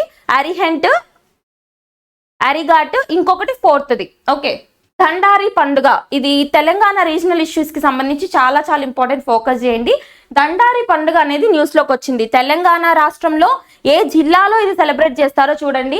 తెలంగాణ రాష్ట్రంలో ఆదిలాబాద్, కొమరంభీం, ఆసిఫాబాద్, మంచిర్యాల, నిర్మల్ జిల్లాల్లో పాటుగా మహారాష్ట్రలోని విదర్భ జిల్లాల్లో ఉండే రాజ్ గోండులు, కోలాంలు, ఆదివాసీలు దీపావళి పండుగ సందర్భంగా జరుపుకుంటారు. అర్థమైందా? ఇక్కడ తెలంగాణ రాష్ట్రంలోని 4 జిల్లాలు, మహారాష్ట్రలోని విదర్భ ఆ ప్రాంతానికి సంబంధించి ఏ క్లాస్ ఆఫ్ ట్రైబ్స్ జరుపుకునే పండుగ ఇది? దీపావళి సందర్భంగా జరుపుకునే పండుగ అంటే ఇక్కడ గోండ్స్ అంటారు కదా, రాజ్గోన్స్, తర్వాత కోలాం ఈ 2 రకాల ట్రైబల్ పాపులేషన్ జరుపుకునే పండుగ అని గుర్తుపెట్టుకోండి, దండారి పండుగ. ఓకేనా? డైరెక్ట్ గా కల్చర్ లో భాగంగా అడిగే ఛాన్స్ ఉంటుందండి మీకు. తెలంగాణ హిస్టరీ అండ్ కల్చర్ అని చెప్పేసి మీకు ఉంటుంది కదా సిలబస్ లో. సో కల్చర్ లో భాగంగా ఇలాంటివి ఫోకస్ చేయండి, న్యూస్ లో ఉన్నాయే ఎక్కువ ఫోకస్ చేయండి. Next, international cricket council has appointed Sri Lankan legal expert Sumathi Dharmawardena as a new independent chair for its anti corruption unit. అర్థమైందా? ఇక్కడ ICC, international cricket council, ICC అంతర్జాతీయ క్రికెట్ మండలి ఉంది కదా, మొత్తం ప్రపంచవ్యాప్తంగా క్రికెట్ ని రెగ్యులేట్ చేసే సంస్థ ఐసీసీ అన్నమాట. ఎప్పుడు ఎస్టాబ్లిష్ చేశారు? ఇప్పటికి నంబర్ ఆఫ్ టైమ్స్ చెప్పాను నేను మీకు. 1909లో దుబాయ్ కేంద్రంగా ఎస్టాబ్లిష్ చేశారు. ఓకేనా? అయితే ఇది ఏదైతే ఉందో, ఈ ఐసీసీ ఏదైతే ఉందో, శ్రీలంకకి సంబంధించిన ఒక పర్సన్ ని ఈ ఐసీసీకి సంబంధించిన యాంటీ కరప్షన్ యూనిట్ అంటే అవినీతి నిర్మూలన విభాగం ఏదైతే ఉందో దీనికి సంబంధించి అధినేతగా ఎవరిని అపాయింట్ చేసింది? శ్రీలంకకి సంబంధించిన లీగల్ ఎక్స్పర్ట్. ఆయన పేరేంటండి? Sumathi Dharmawardena as the independent chief of the anti corruption unit wing of లేదా anti corruption unit of ICC direct గా అడుగుతారు. ఓకేనా? చాలా చాలా important. Next, Rashtrapati Bhavan and India gate were illuminated in red as part of go red campaign. Recent గా go red campaign news లోకి వచ్చింది. దేనికి సంబంధించి చూసారా? మీకు క్లియర్ గా కనిపిస్తుంది కదా. మొత్తం రాష్ట్రపతి భవన్ అంటే ప్రెసిడెంట్ భవన్ కావచ్చు, అలాగే ఇండియా గేట్ ఈ 2 ఏవైతే ఉన్నాయో మొత్తం రెడ్ కలర్ లో ఇల్యూమినేట్ చేశారంట. దేనికి సంబంధంగా? గో రెడ్ క్యాంపెయిన్ లో సంబంధంగా. అంటే గో రెడ్ క్యాంపెయిన్ దేనికోసం నిర్వహించారంటే డిస్లెక్సియా డిసీజ్ అవేర్నెస్ లో భాగంగా గో రెడ్ క్యాంపెయిన్ ని కండక్ట్ చేయడం జరిగింది. అందులో భాగంగా రీసెంట్ గా రాష్ట్రపతి భవన్ ని తర్వాత ఇండియా గేట్ ని మొత్తం రెడ్ కలర్ లో ఇల్యూమినేట్ చేశారు. ఇల్యూమినేషన్ అంటే లైట్స్ తో ప్రొజెక్ట్ చేయడం. ఇట్లా కనిపిస్తుంది కదా, చాలా కలర్ఫుల్ గా ఉంది, గుర్తుపెట్టుకోండి. సో ఈ డిస్లెక్సియా అనేది స్పెసిఫిక్ లెర్నింగ్ డిసబిలిటీ అన్నమాట. లెర్నింగ్ స్పీచ్ డిసబిలిటీ ఉంటుంది కదా, దానికి సంబంధించిన డిసీజ్ అని గుర్తుపెట్టుకోండి. ఇందులో అవేర్నెస్ లో భాగంగానే గో రెడ్ క్యాంపెయిన్ ని నిర్వహించారు. డైరెక్ట్ గా వస్తుంది. గో రెడ్ క్యాంపెయిన్ అనేది రీసెంట్ గా ఏ డిసీజ్ కి సంబంధించి అవేర్నెస్ క్యాంపెయిన్ లో భాగంగా నిర్వహించారు అని అడగొచ్చు. ఓకేనా? Dyslexia. Next, Indian railways has renewed its memorandum of understanding with Switzerland federal department of environment to deepen technical collaboration targeting infrastructure modernisation and operational efficiency. Okay, very very important. మనకి ఇది కొత్త agreement ఏం కాదు, 2017లోనే start అయింది. 2017లోనే start అయిన railways modernisation agreement అన్నమాట. ఇండియన్ రైల్వేస్ మోడర్నైజేషన్ అగ్రిమెంట్ మళ్ళీ ఇప్పుడు న్యూస్ లోకి వచ్చింది. సో డైరెక్ట్ గా అడుగుతారు, భారత ప్రభుత్వం ఏ ప్రభుత్వంతో కలిసి ఇండియన్ రైల్వేస్ కి సంబంధించిన ఆపరేషనల్ ఎఫిషియన్సీని పెంచే విధంగా అంటే దాని యొక్క సామర్థ్యాన్ని టెక్నికల్ గా పెంచే విధంగా కొత్త టెక్నాలజీస్ ని అడాప్ట్ చేసుకునే విధంగా ఏ ప్రభుత్వంతో ఒప్పందం కుదుర్చుకుందంటే ఏ ప్రభుత్వం?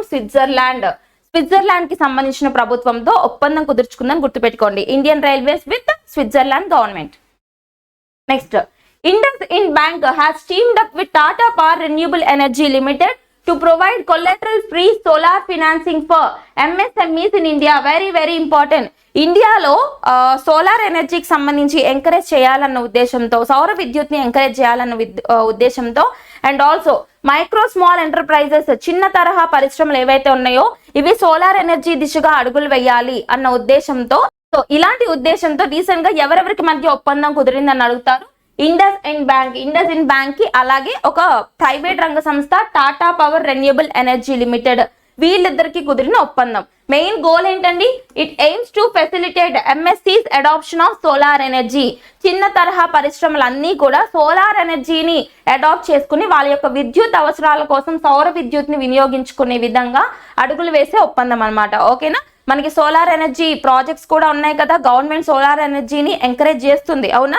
రెన్యూబుల్ ఎనర్జీ ఇన్స్టాలేషన్లో భాగంగా మనకి పిఎం సూర్యఘర్ ముఫ్త్ బిజిలీ యోజనాన్ని తీసుకొచ్చారు. అలాగే మనకి ఇంటర్నేషనల్ సోలార్ అలయన్స్ అని చెప్పేసి ఒకటి ఉంది, అంటే అంతర్జాతీయ సౌర కూటమి 2015వ సంవత్సరంలో ఎస్టాబ్లిష్ చేశారు ఇండియా అండ్ ఫ్రాన్స్ కలిసి. ఎక్కడ? ఐఎస్ఏ హెడ్ క్వార్టర్స్ ఎక్కడ అని అడుగుతారు. Haryana Gurugram. Okay, clear? Next, Sardar Vallabhbhai Patels 150th birth anniversary. ఇది మీకు హిస్టరీలో భాగంగా చూసుకునే ఛాన్స్ ఉంటుంది. History very very important. ఇక్కడ ద స్టాచ్యూ ఆఫ్ యూనిటీ, అలాగే ఐరన్ మ్యాన్ ఆఫ్ ఇండియా లేదా ఇండియన్ బిస్మార్క్, ఇలా ఎన్నో పేర్లు ఉన్నాయి ఈయనకి. స్టాచ్యూ ఆఫ్ యూనిటీ ఐక్యతా విగ్రహం కూడా ఈయన పేరు మీద పెట్టడం జరిగింది. ఎక్కడ? గుజరాత్లోని కెవాడియా ప్రాంతంలో. ఓకేనా? గుర్తుపెట్టుకోండి, చాలా చాలా ఇంపార్టెంట్ పర్సన్. ఎందుకు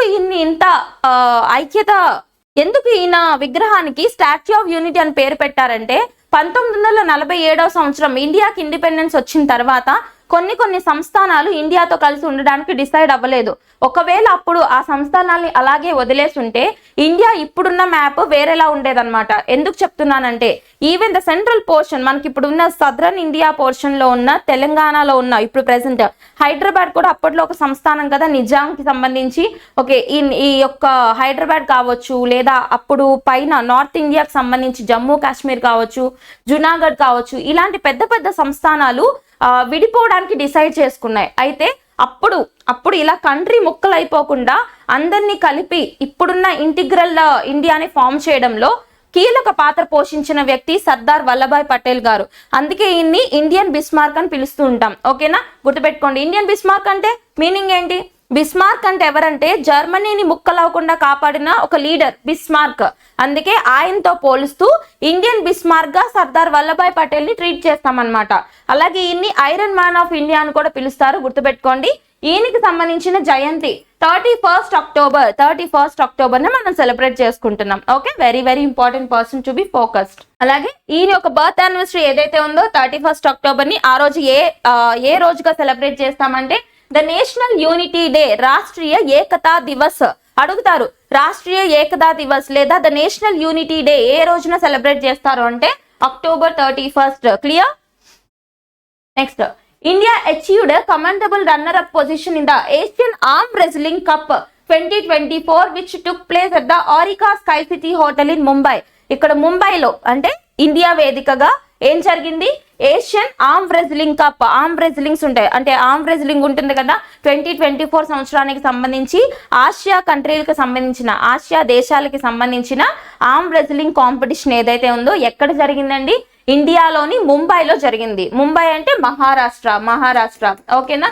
సో ఇక్కడ జరిగిన దాంట్లో ఇండియా ఏదైతే ఉందో అంటే హోస్ట్ నేషన్ ఏదైతే ఉందో సెకండ్ ప్లేస్ సెక్యూర్ చేసుకుందంట. సెకండ్ ప్లేస్ అంటే రన్నర్ అప్. ఓకే, ఇప్పుడు విన్నర్ ఎవరో కూడా తెలుసుకోవాలి కదా. విన్నర్ ఎవరంటే కజకిస్తాన్. ఓకే, ఫస్ట్ ప్లేస్ లో కజకిస్తాన్ ఉంది, రెండవ స్థానంలో ఇండియా ఉందని చెప్పేసి గుర్తుపెట్టుకోండి. The Wagh Bakri tea group has received the esteemed generational legacy award for outstanding contribution to the Indian economy from Hurun India. Nothing but ఇక్కడ రీసెంట్ గా హురూన్ ఇండియాకి సంబంధించి ఒక అవార్డు, ప్రెస్టీజియస్ అవార్డు. ఏం అవార్డు అది? The generational legacy award for outstanding contribution to Indian economy. అంటే తరతరాలుగా ఏ group వల్ల అయితే ఇండియన్ ఎకానమీకి చాలా మేలు జరుగుతుందో, అంటే ఇప్పుడు ఎస్టాబ్లిష్ చేసిన సంస్థలు కాదు, తరతరాలుగా ఏ గ్రూప్స్ వల్ల అయితే ఇండియన్ ఎకానమీ, భారతదేశ ఆర్థిక వ్యవస్థకి ఎంతో కొంత మేలు జరుగుతుందో అలాంటి వాటికి ఇచ్చే the generational legacy award recent గా హురూన్ ఇండియా వాళ్ళు ఎవరికి ఇచ్చారని అడుగుతారు. మనం యాడ్స్ లో కూడా చూస్తున్నాం కదా, వాఘ్ బక్రీ టీ అని చెప్పేసి, వాఘ్ బక్రీ టీ గ్రూప్ అని చెప్పేసి వాళ్ళకి అవార్డు ఇవ్వడం జరిగింది. ఓకేనా? వెరీ వెరీ ఇంపార్టెంట్, ఫోకస్ చేయండి. And next, Oscar winning film maker Francis Ford Coppola is set to be honored with the AFI Lifetime Achievement Award, marking its 50th installment at a ceremony on April 26, 2025. ఓకేనా? Direct గా అడుగుతారు. AFI అంటే American film institute. Recent గా ఇవి అంత important కాకపోయినా examination టఫ్గా వచ్చినప్పుడు అన్ఇంపార్టెంట్వే అడిగే ఛాన్స్ ఉంటుంది. కాబట్టి ఏ ఒక్క పాయింట్ మనం మిస్ చేయొద్దు. Okay, that's all about today's session. మిస్సెలేనియస్గా ఇంకేమైనా కవర్ అవ్వకపోతే నెక్స్ట్ సెషన్లో డిస్కస్ చేద్దాం. Until then, keep learning and thank you so much.